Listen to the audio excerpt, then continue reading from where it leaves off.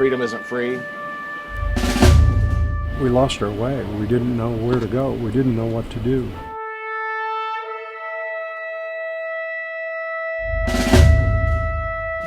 It's how they were taken. I mean, with your parents, you kind of expect your parents to go, but not the big, healthy kid that takes on the world. On September 11, 2001, 13-year-old boy knew he wanted to serve.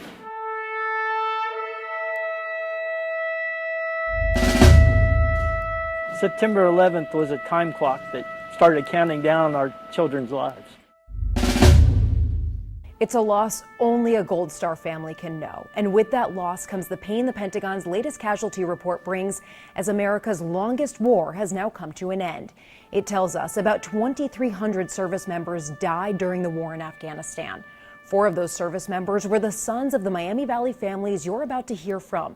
Earlier this week, these 7 moms and dads shared their perspective in front of a 9/11 exhibit at the National Museum of the United States Air Force. In their own words, here are the stories they hope you will never forget.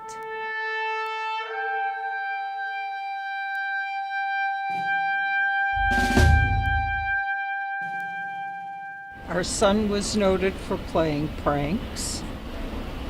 He was noted for his incredible smile.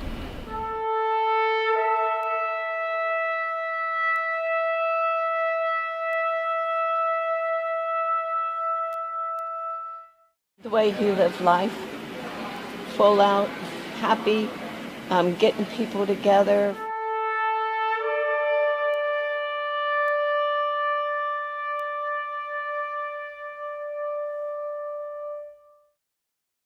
You either loved him or you wanted to choke him. And sometimes in the very same conversation. He was a trip. He was a trip.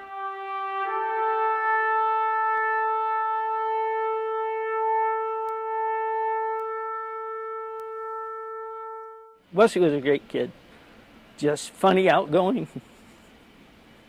good to be around.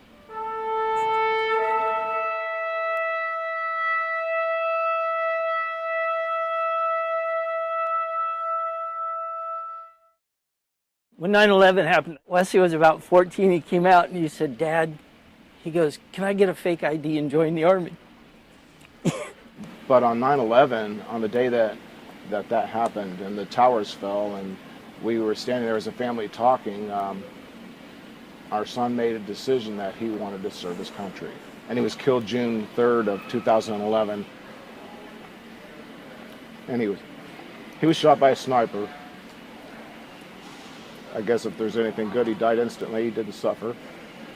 James had several broken bones, one of which pierced his heart, 4-inch piercing. So it was very quick. And we're thankful for that. They'd only been there less than a month. He was standing on top of an IED. And that, when it detonated, it started a firefight. So John jumped up on top of the current and was firing down with his rifle at the guys trying to climb up, and they blew the pickup. And a little piece of shrapnel went in. It was all over. One little mark on his head, and that was it.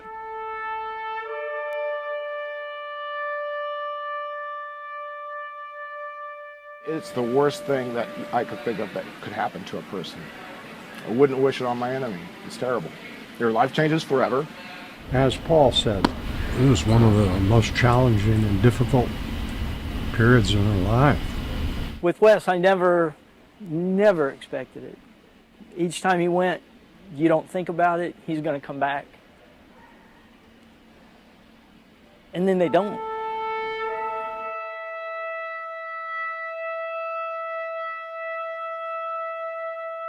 "13 kids. I mean, jeez. That triggered every emotion that we went through on the day that our sons were killed.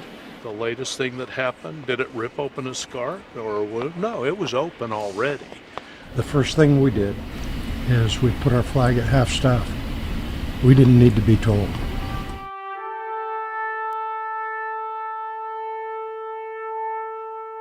And what a nice optic it is to say the war is over. But this is what I say. The war's not over. We don't get to say it's over. If we had defeated the enemy and if the enemy was gone, then the war would be over. What is it like after your unimaginable losses in Afghanistan to have people now questioning, was the war worth it? Was it worth it? I don't know. The other question they asked is, was your son's death in vain? No, our son's death and none of our son's death was in vain. And so after 20 years, we haven't had any major issue and terrorist attack on our soil. And so I'm going to sit here and say, maybe it was worth it. Maybe it was. Wesley was an infantryman. He volunteered to be an infantryman at the time of war. That's a special kind of crazy. But he would rather have gone there and fight than have to fight here. I can tell you right now, if you ask John that question, he'd look at you and go, above my pay grade, pal, I do what I do. End result, my son said, we're doing the right thing. We need to be here. And I'll take his word over any politician. Does the end of the war bring any kind of comfort to any one of you? No. Regardless of the outcome, victory or failure, our kids are not here.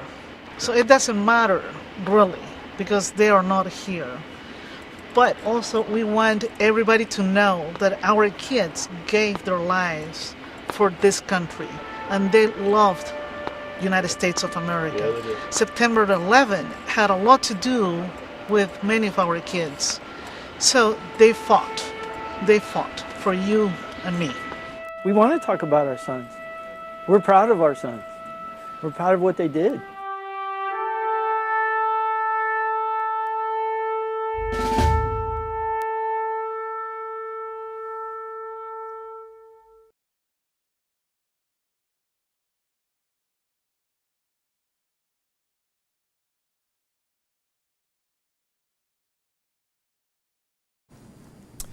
They did what they thought was right. Absolutely. Yeah.